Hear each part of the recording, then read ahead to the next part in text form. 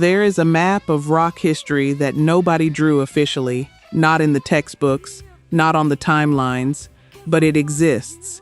And every name on this list is a point on it. Walls of your house, I wanna chop. 10 musicians across 6 decades of rock and metal who carried the same hidden current into the loudest rooms on earth. Some hid it, some announced it, some wrote it into the music and waited years for anyone to hear.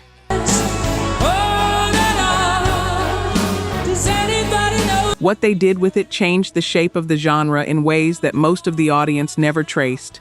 This is the route.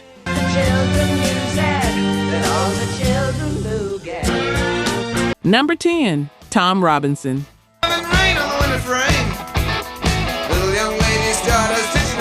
In January 1972, a young man named Tom Robinson, not yet famous, not yet in any band of consequence, read an interview in Melody Maker magazine.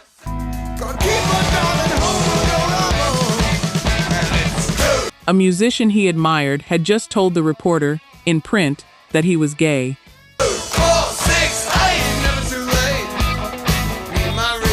Robinson later said that moment had an incalculable effect on his life. It gave him a role model at the precise moment he needed one most.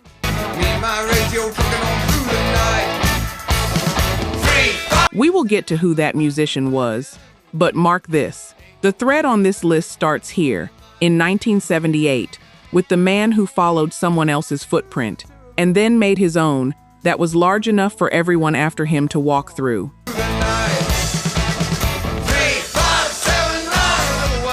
In February 1978, the Tom Robinson Band released the Rising Free EP. One of its tracks was called Glad to Be Gay.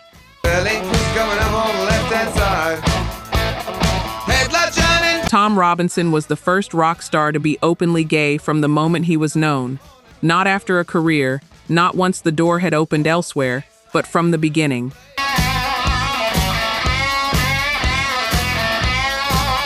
BBC Radio 1 refused to broadcast the song on their Top 40 chart show. Capital Radio, the rival station, let listeners vote.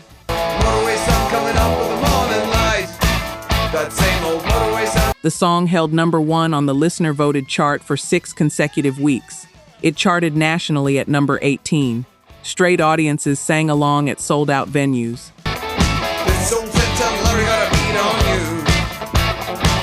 And in Scotland and Northern Ireland, where homosexuality was still illegal when the song came out, people heard it on the radio and understood for the first time that this was something you could say plainly.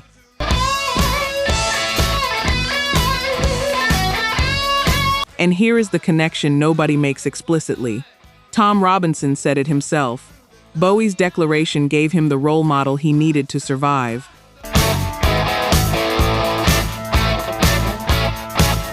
Without that moment in 1972, Robinson might not have known visibility was possible.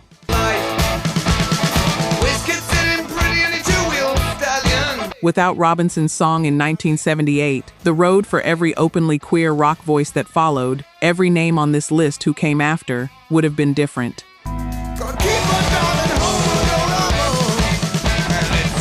The map starts here. This is where the first line is drawn. And if you have ever wondered where the tradition of openly queer voices in rock actually begins, follow this thread.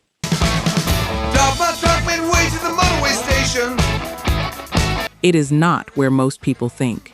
Influencing the future is not the same as being remembered by it.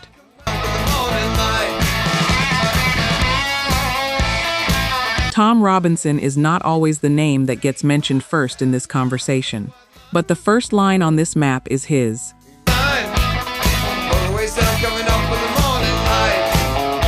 Number 9, Skin, Skunk and Anansie. So here sits a bloody mess. 1994. And here is where the map expands into territory it had never entered before. And now I'm love's last home. I'm all Britpop was the sound of Britain in 1994. 4 white guys, guitars, a very specific haircut on every magazine cover.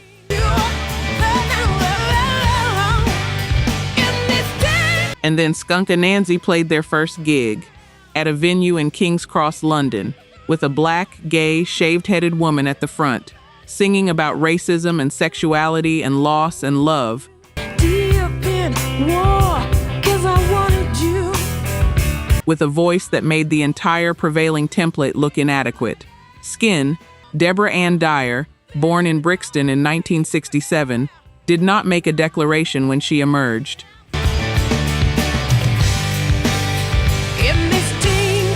She did not hold a press conference. She was simply herself from the first day she was known, black, gay, female, and fronting a rock band, in a genre, in a decade, where none of those things were expected to occupy the same space simultaneously.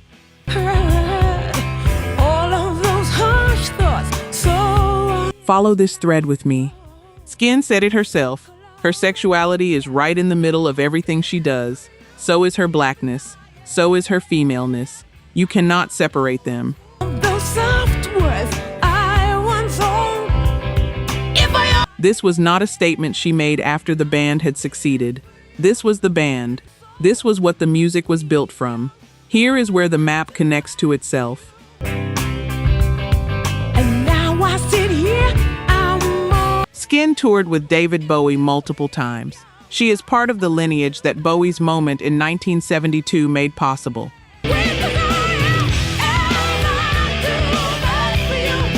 Carrying the thread forward into the 90s, into Brit rock, into a genre that was as white and as heteronormative as any scene that had existed before it.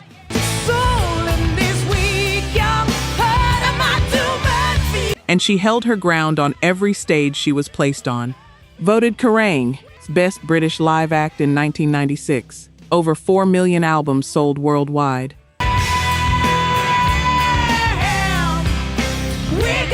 And Skin became the first black female to headline the Pyramid stage at Glastonbury. Not the first openly gay artist. Not the first black woman in that genre. I said when I thought they went on. The first black woman to headline the Pyramid stage at Glastonbury. That is how closed the space was before she walked into it. And now I'm love's last hope. I'm all Some of you just realized something about another artist on this list. That is exactly what this list is designed to do. The root of a tree is the last thing anyone looks at. Skin made sure the tree was visible from every direction.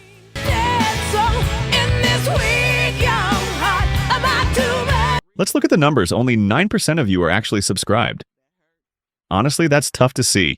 Our team spends days hunting down archives and verifying every single fact just to tell these stories right. If you've made it this far into the video, you're clearly part of the community, so please hit subscribe. It costs nothing and helps us immensely. Now, for those already subscribed, very few of you have made the jump to our membership, and that's a hard pill to swallow because you're the ones who know our value best. If this channel has moved you or inspired you, consider joining. It's the price of one coffee, but it's the literal fuel for this channel. Let's keep this alive together. Back to the story. Number 8. Roddy Bottum, Faith No More.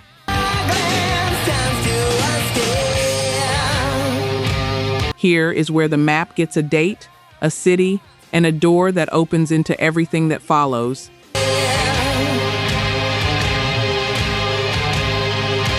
In July 1993, Faith No More keyboardist and co-founder Roddy Bottum gave an interview to The Advocate. He came out as gay, and he was, in that moment, by his own description and by the record of the time, the only openly gay man in rock or metal.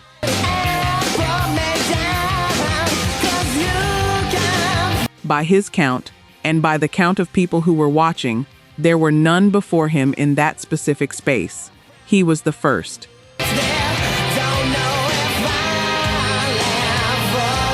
Faith No More was formed in San Francisco in 1981. San Francisco, the same city where the gay leather bar scene had been active since the mid-1950s.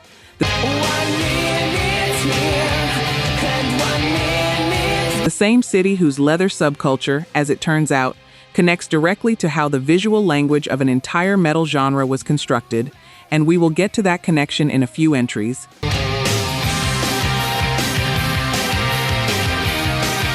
Different decade, different scene, same geography. The map keeps connecting. Bottum did not come out in a comfortable moment. He had just completed a stadium tour with Guns N' Roses and Metallica, a tour he later described as suffocating. He came out against his manager's advice. He gave the interview anyway. And here is the line that nobody makes explicit. Bottum came out in July 1993. Freddie Mercury had died in November 1991 without ever having publicly acknowledged his own sexuality.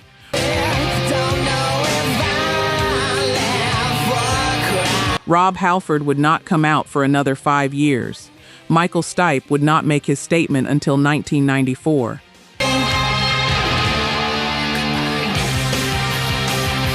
At the exact moment Bottum was sitting with the Advocate, the genre was arranged around a silence he was breaking alone.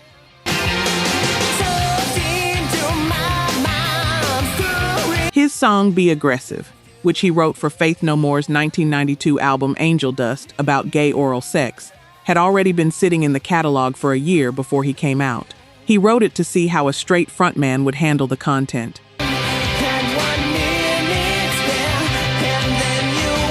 Mike Patton performed it, night after night. It is now one of the most performed songs in the band's entire catalog.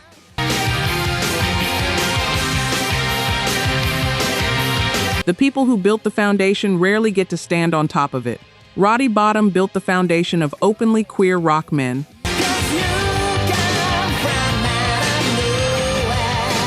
And what he received for it was the knowledge that he had done it first. That is a specific kind of standing.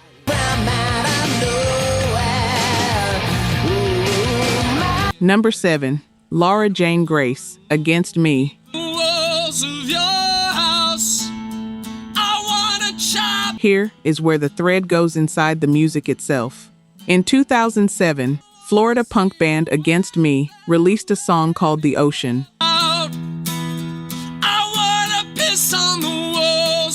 The opening lines, "If I could have chosen, I would have been born a woman. My mother once told me she would have named me Laura." The band played that song for 5 years.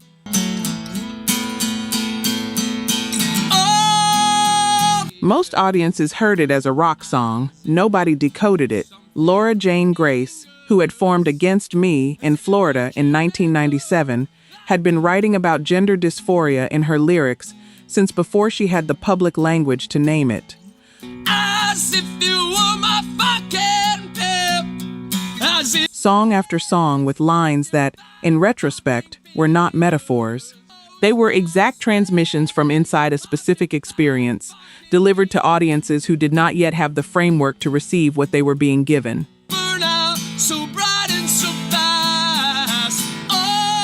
And if you have ever wondered why certain lyrics hit differently once you know the story, once the coded message is finally decoded, this entry is the clearest example on this list.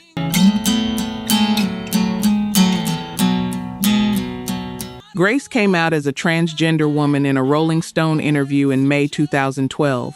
Fans went back to the older records. Everything sounded different. Against Me then made Transgender Dysphoria Blues, released January 21, 2014.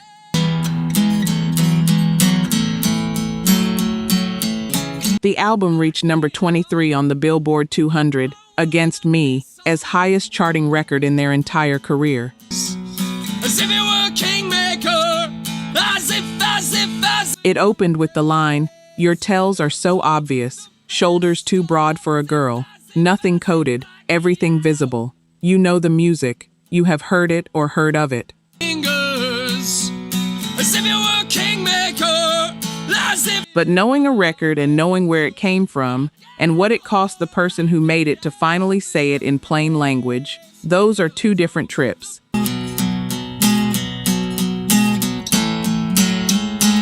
This is the second one. Sometimes the truth has to live in code for years before the moment arrives to say it fully.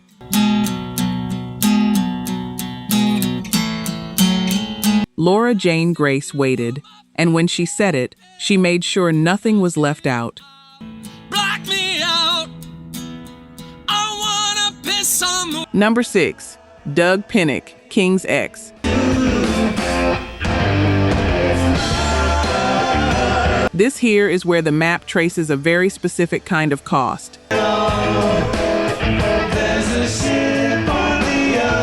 King's X came out of Houston, Texas in the late 1980s. They had a sound that pulled together progressive rock, soul, gospel, and hard rock in a way that nobody else in that space was doing.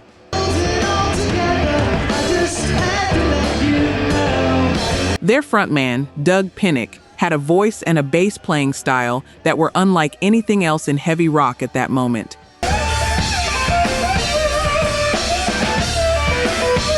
And they had a significant fan base among the Christian rock community who heard the spiritual weight in their music and claimed it as their own.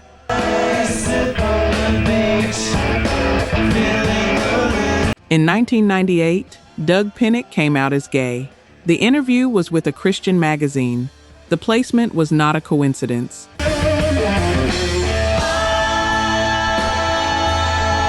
Pinnick was speaking directly to the community most invested in his music and telling them something about himself that, within their theological framework, was not neutral information.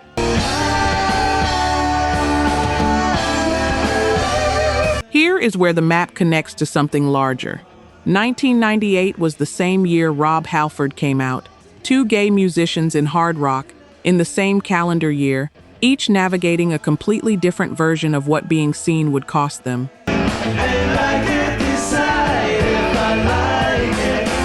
Halford's coming out was eventually absorbed by the metal community's embrace. Metal's identity was, by 1998, large enough to hold a contradiction.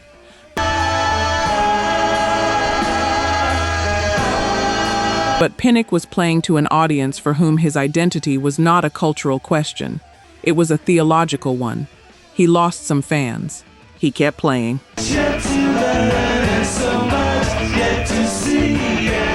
He later described himself as agnostic. He made more music.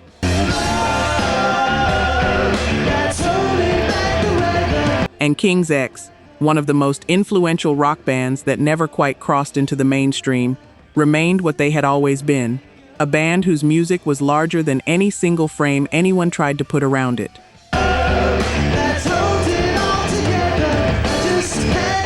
Number 5, Gaahl, Gorgoroth.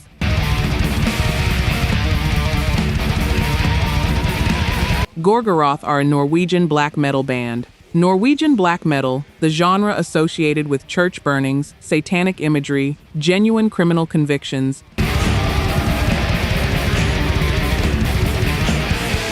and a philosophy of extremism that made every other subgenre of metal look moderate by comparison.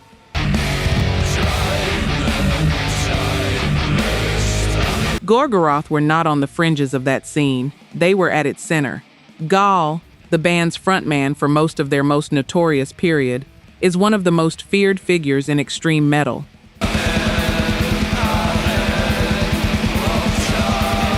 He has criminal convictions. He discussed his views on Christianity with a sincerity that made journalists visibly uncomfortable.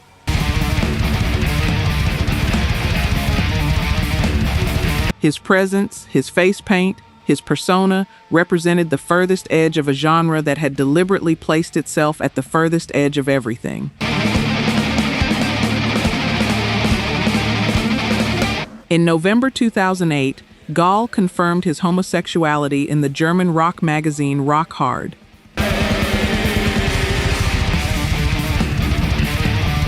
His statement, when pressed about what reaction he expected, "My idea of art, and black metal especially, is the depiction of honesty without compromise."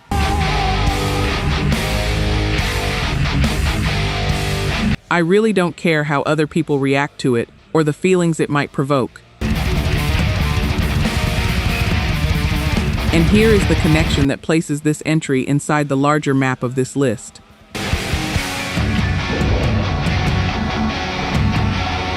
Black metal, with its theatrical costuming, its face paint, its extreme visual presentation, draws from a tradition of using appearance as a vehicle for identity that, if you trace it backward, connects to the same lineage that produced glam rock.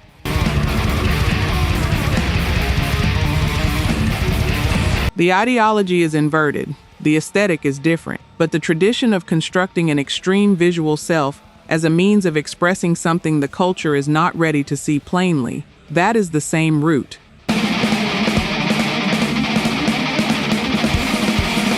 Number 4, Michael Stipe, R.E.M.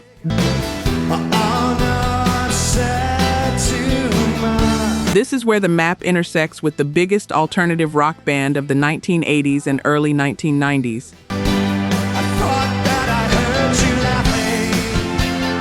In 1983, R.E.M. released their debut album Murmur. In that year's Rolling Stone Critics poll, it was voted Album of the Year over Michael Jackson's Thriller.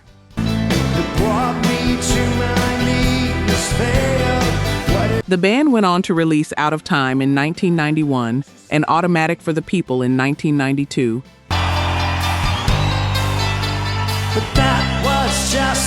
Back-to-back blockbusters that placed them at the commercial peak of alternative rock at the exact moment the genre was consuming everything around it.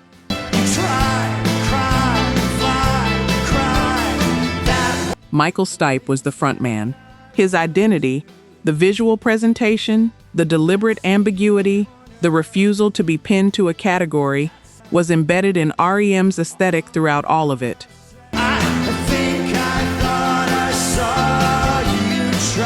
Critics wrote around it. Fans sensed it. Nobody made the explicit statement until Stipe was ready to make it himself.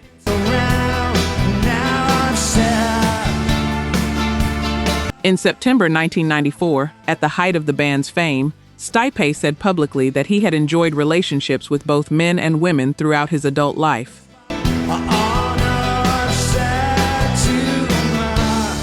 In 2001, in Time magazine, he described himself as a queer artist and confirmed he had been in a 3-year relationship with an amazing man.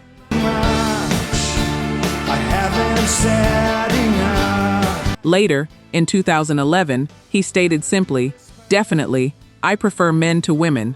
And here is what he said looking back at the whole trajectory. "I never hid it. That is the beauty of it.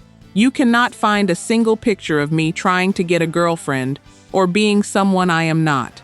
It's bigger than you are not me. Any R.E.M. fan who did not realize I was queer before that moment just was not paying close enough attention. The map was always visible. For those who knew how to read it.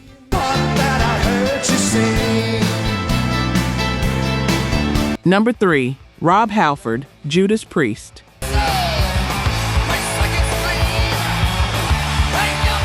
The look of heavy metal, the leather jackets, the studded belts, the buckles, the chains, the caps, the riding gear.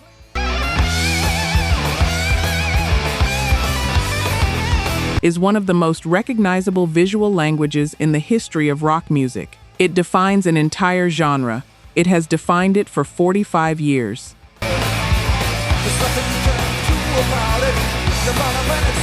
And it came from gay culture. And the man who brought it into metal was gay. And nobody in the metal audience knew for 20 years.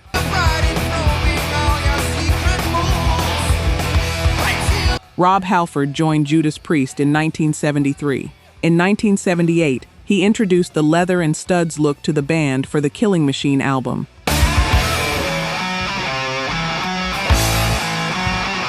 Known in the United States as Hell-Bent for Leather. The visual language came directly from the gay leather subculture, from bars and shops in cities like San Francisco and London, where leather had been the visual language of gay masculine identity since the 1940s.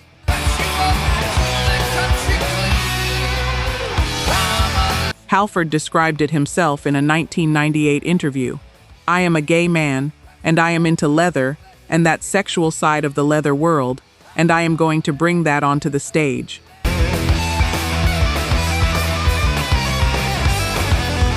The band wore the look. The metal audience adopted it. The leather subculture from which it had been borrowed watched as straight metal fans unknowingly dressed themselves in the aesthetic of their community.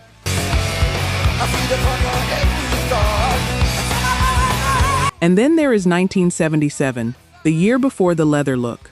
On the Judas Priest album Sin After Sin, there is a track called Raw Deal. Halford wrote the lyrics.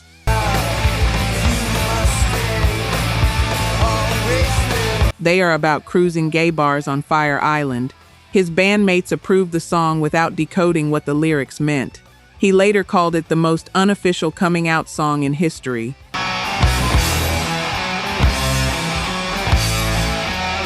On February 4th, 1998, Halford sat down for an MTV interview to promote a side project. I'm looking down on you. My list is straight. In the middle of a conversation about the music, he said, as a casual aside, "Speaking as a gay man, the producer's clipboard bounced off the floor. The news wires picked it up before he had walked back to his hotel. In one sentence, 25 years of the tightest closet in heavy metal opened."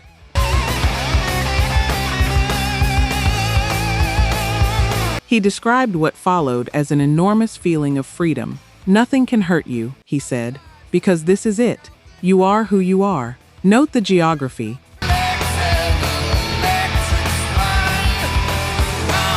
The leather subculture Halford drew from was centered in cities including San Francisco, the same city, as it happens, where Roddy Bottum was making Faith No More at almost exactly the same moment. Everything you do, you think you The map keeps connecting. Halford hid so well that the hiding became the identity of an entire genre.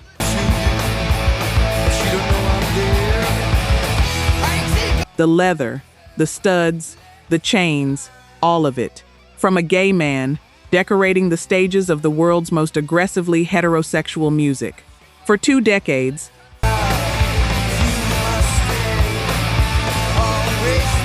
Number 2, David Bowie.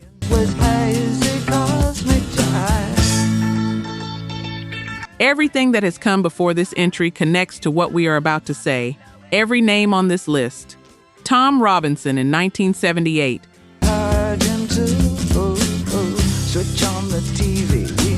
He said explicitly that this moment made his work possible. Skin, who toured with this artist multiple times.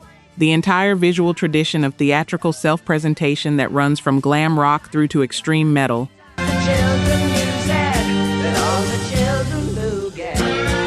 Every thread on this list that has been about the gap between who someone was and what the world could see traces back to a single moment.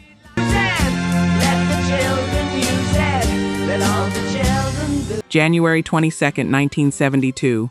Melody Maker magazine, and 6 words. "I'm gay, and always have been, even when I was David Jones."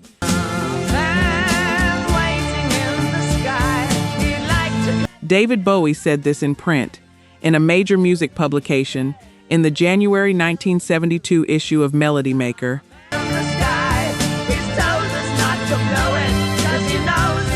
British Parliament had decriminalized homosexuality just 5 years earlier. The Stonewall riots that started the modern gay rights movement were less than 3 years old.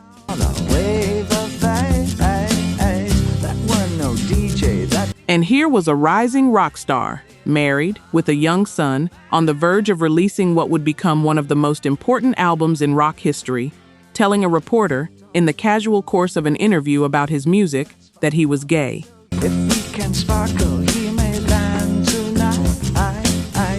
And here is the connection that reframes everything you have heard on this list. Bowie's Ziggy Stardust album came out in June 1972, 5 months after that declaration.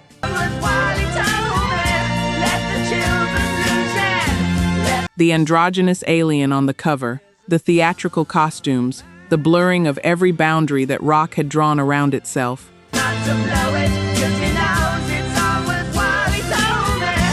This was not an accident that happened to coincide with the declaration. The declaration and the art were the same act. The same statement made twice, once in words, once in music.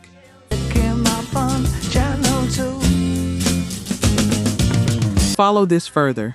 That same year, Bowie produced Lou Reed's Transformer, the record that contained Walk on the Wild Side, with its explicit references to transgender women and gay culture, which played on mainstream radio, without most listeners understanding what they were hearing.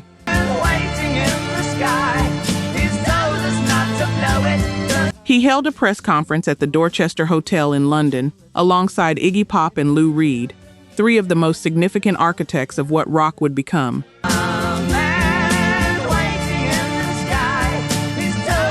Presenting queerness as central to the project, not incidental to it.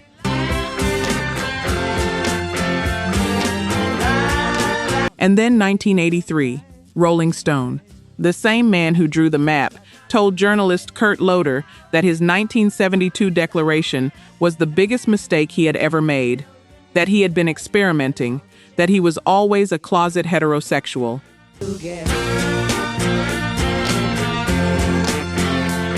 He was walking it back. The AIDS crisis was at its height. The cultural temperature had shifted, and Bowie was recalibrating.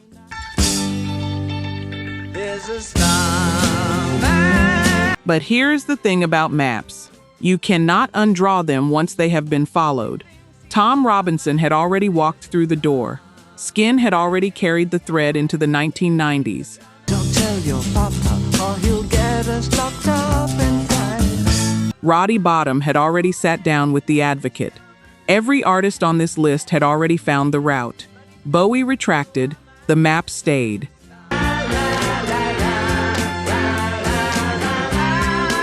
Number 1, Freddie Mercury, Queen. Whatever happened? You know this name, you know the music, you know the voice, the 4-octave range, the theatrical presence, the stadium anthems. Inside my heart is breaking. My makeup may be fading. The performances that people who were there have spent decades trying to adequately describe.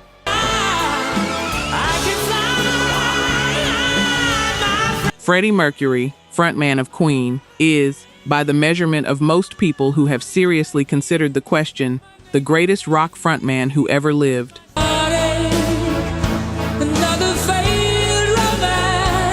But knowing a career and knowing the full shape of what that career cost are two different trips. The show must go on. Let me take you on the second one. Farrokh Bulsara was born in 1946 in Zanzibar to Parsi Indian parents.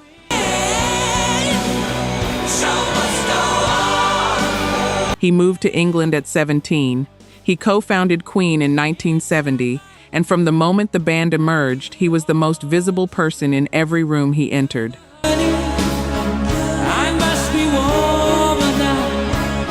The spectacle of those performances, the white jumpsuit, the bare chest, the crown, the operatic sections, the raw physical command of crowds of hundreds of thousands, was unlike anything before or since.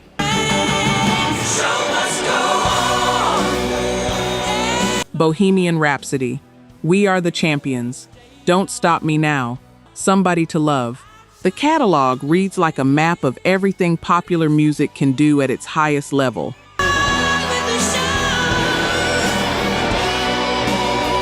And for 20 years, while he was the most visible person in those rooms, the world could not fully see him.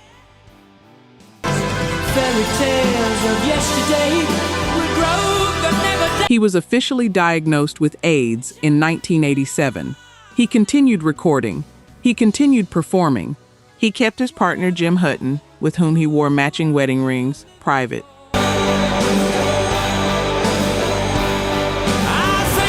He watched the tabloids photograph him outside his doctor's office. He said nothing.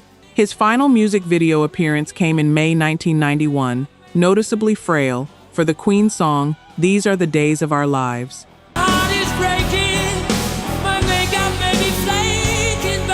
He still made it extraordinary. On November 22, 1991, Mercury called Queen's manager to his home in Kensington and prepared a statement. Show must go on. It was released the following day. Following the enormous conjecture in the press over the last 2 weeks, I wish to confirm that I have been tested HIV positive and have AIDS.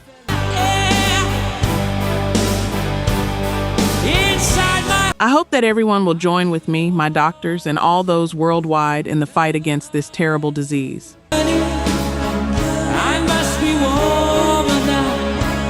Freddie Mercury died on November 24, 1991, less than 24 hours after that statement was released. still stays on. He was 45 years old. Rolling Stone described him as the first major rock star to die of AIDS.